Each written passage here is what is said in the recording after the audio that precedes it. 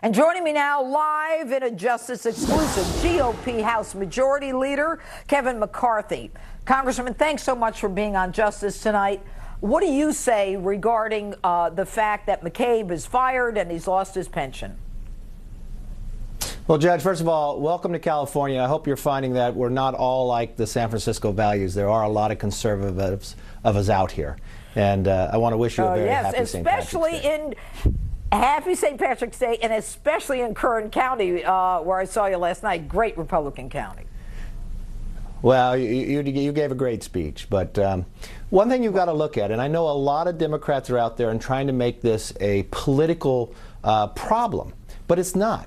An independent, nonpartisan inspector general found the information of McCabe lying, thought it was severe enough, even before his final report came forward, to send it to the FBI. Send it to the ethics department of the FBI, the OPR, as you said, the Office of Professional Responsibility. They are nonpartisan, independent. They looked and they believed he should be fired, because every FBI agent I know, he or she believes in integrity. There's so many people that they bring before the court that they uphold because they lie. And they did not want him to take down the own FBI integrity by lying and going forward. But one of the most interesting things I have found is post the firing, what McCabe said. Take his statement, and if I was Comey, I would be worried, because he said in there, when he leaked to the Wall Street Journal, that it was on the authority of the director and they knew they were doing it. Well, that's in direct opposite of what Comey told Congress in May 2017. When he was asked the question in regarding a Trump or a Clinton investigation, did he ever authorize anybody or leak to information? He said no, never. So we know that McCabe has lied by the independent inspector general found it, and now he's saying about Comey may have lied as well. So I don't think this is the end of it. But that is why we need a second special counsel. And I give Chairman Gowdy and Goodlatte a lot of credit and all those members. They sent that letter to Jeff Sessions. He is looking at it. But we need the ability, because an inspector general does not have subpoena power outside of the direction. So we need somebody to look at this, and not from the inside, because you can't trust what's happening right now. Mm-hmm. You know what's interesting, Congressman, is the fact that you've got Jim Comey gone, the director of the FBI. Now you have the deputy director of the FBI. And I think that it's just a matter of time. And the amazing part of this is that we have to wait for this stuff to hit the public record before anything happens in the swamp. But it appears to me, Congressman, that Strzok and Page are next, especially with the claim of their relationship with the judge who signed the FISA warrant that was based on unverified information.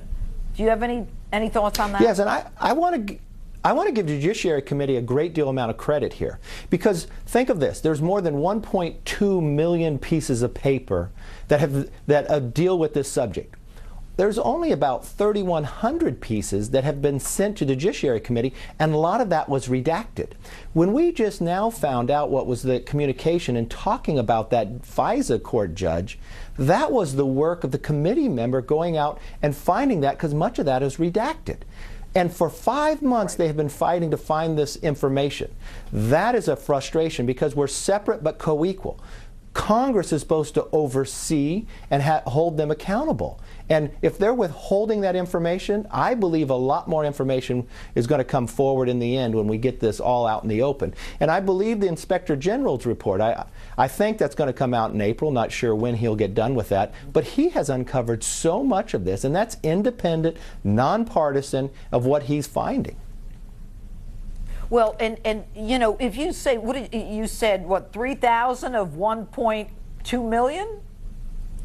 Yes, there's only about 3,100 pages of the 1.2 million that I know have sent to the Judiciary Committee and to oversight, and much of that is redacted.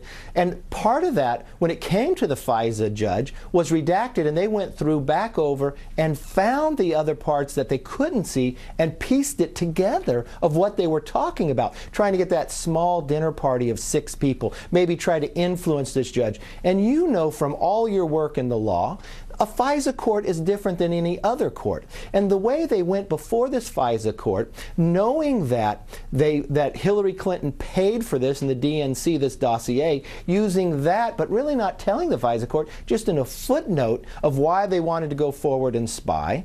And then when you look at Steele just a couple days ago in the New Yorker saying that he did know that the Clinton and the DNC paid for it when the FBI had left that out, saying they did not. That raises a great deal of questions that I think have to be answered. Well, you know what, House Majority Leader Kevin McCarthy, it seems like the swamp is going to be very difficult to drain, but the draining has started. Anyway, Congressman, thank you so much for being on Justice this evening. Well, Judge, thank you so much for having me, and thanks for coming to California. You're always welcome to come back. Thank you. And I want a view on all sides on this particular issue, so let's get right to it. Here with me in Los Angeles is progressive radio host and Fox News contributor Leslie Marshall and NRA TV contributor and former Secret Service agent Dan Bongino. All right, Leslie, I'm going to start with you. Thank you. You're welcome. It's good to have you here. Thank you. Now, the question for me right now is, if McCabe is gone, and if McCabe seems to have contradicted what Jim Comey said under oath, saying that he leaked with the permission of Jim Comey, do you think these two are going to be at odds with each other? I think they will. And I just want to be clear that there are many on the left like myself that don't have a problem, by the way, with the firing. We have a problem with what's happened subsequent to that. Even the FBI said, stop politicizing this. The president's very vindictive-like tweet, which I think is beneath the office of the presidency. And, of course, the president's attorney then saying, hey, we got to get rid of this, fire Mueller, get rid of the investigation. I'm speaking on behalf of the president. Oops, no, I'm not. And you know, as a judge, attorneys do speak on behalf of their clients. But you know what? I don't know that that really makes any difference in terms of his being gone. You know what they're saying. I think he said, you know, that he was targeted. His family's life was ruined for the last year because of the president. But Dan Bongino, let me go to you. What do you say to what Leslie just said? Well, Leslie, you know, I disagree.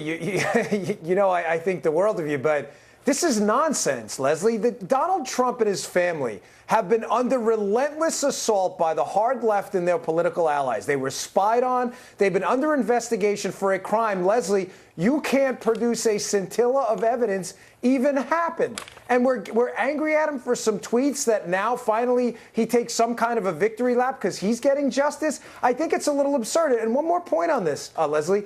You know, although not you specifically, a lot of the liberal blue checkmark brigade on social media, they want Donald Trump fired tomorrow. They want him impeached, which is incredible because they have no evidence to impeach him on any high crime or misdemeanor. But yet, with tons of evidence that McCabe was guilty of malfeasance and misfeasance, all of a sudden they're all upset about the firing. I don't get it. What is it? Do we fire people for evidence or not? Dan, what do you think took so long? And do you think Strzok and Page are next? Yeah, well, from what I'm hearing, I think what took so long is they're afraid. They're afraid of what Strzok, Page, and McCabe are going to say when they're unleashed from the bureaucratic chains of the federal government. I think that's what took so long, to be quite candid. Well, what do you think? Do you think that it's inevitable? I think it was regarding McCabe timing. I mean, you had Mueller do exactly what the president said he didn't want him to do, subpoena records regarding the personal business of the Trump and the Trump family dealings. And that's where part of the problem comes for me on the left, and not just for those on the left, those that have, I do trust the AG's office, but when it has the propriety that the president is, you know, picking up the phone and saying, hey, you need to do this. And then, of course, the timing right before the retirement, which is sort of like really sticking it to him. Yeah, but you know what? If you're a member of the FBI, you deserve to get it stuck to you. Yeah, but it shouldn't have been now. It could have been earlier. But you know what? Here's the thing. I hear from people in the FBI. I spoke to several of them today. What they're saying is that this guy McCabe was an arrogant guy. He didn't have a lot of friends. He drove his Porsche to work. And, you know, he was part of the triumvirate, you know, that right there on the 7th floor. And he thought he was going to control both a primary as well as a presidential election and impact it. Dan? Yeah, Leslie, this is what I find interesting. You know, you and I are in the private sector. We're in the content production business. If nobody listened to our stuff, you and I would get fired. We'd be out of business because we weren't producing.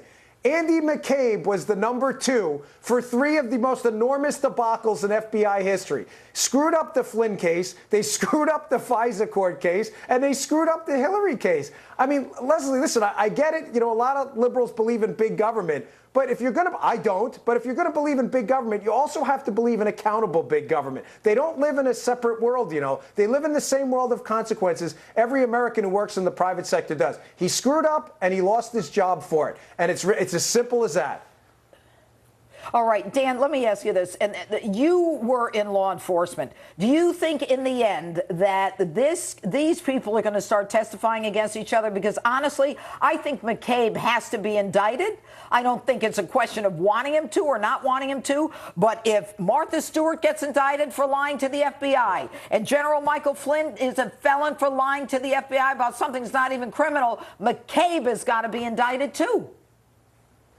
Judge, where there's a lot of these guys and women here in this are in a world of trouble is going to be the leaks. There were some very suspicious leaks to David Ignatius of the Washington Post back in January, right before the Flynn case started.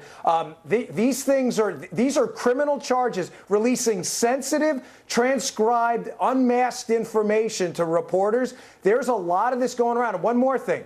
That Flynn interview, remember, those agents in that interview were pretty convinced Flynn was being truthful. What do those 302s say? Those summaries of the interview. And were those 302s changed? This is serious stuff. I think a lot. All right. Pensions are the last thing they have to worry about.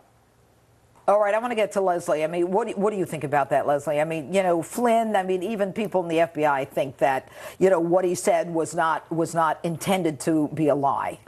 Quite frankly, I'm not looking at the information that Robert Mueller is, and he's the guy that has the power. I don't. And I trust actually him, and I trust what he's doing, and I say, let this investigation play out, period. If Mueller got rid of Strzok, okay, because he was that bad to not be on Mueller's team, which is pro-Hillary based on all their contributions, the fact that Mueller got rid of him tells me he's in deep, deep trouble. I don't agree with that necessarily. And by the way, I just want to say and go on the record, even if there is collusion and proof of that and obstruction of justice, the Republican Congress won't impeach this guy. They don't have the guts. They don't have the backbone. Well, or maybe there isn't a basis. Dan Bongino, Leslie Marshall, thanks for being with us. And Governor Mike Huckabee still on deck tonight to talk about some of this week's most outrageous statements from the left. But next, Tommy Lahren joins me live right here in Los Angeles, along with Democratic strategist Ethan Bierman, to talk more about today's developments in the Justice Department and the White House. You don't want to miss it. They're next.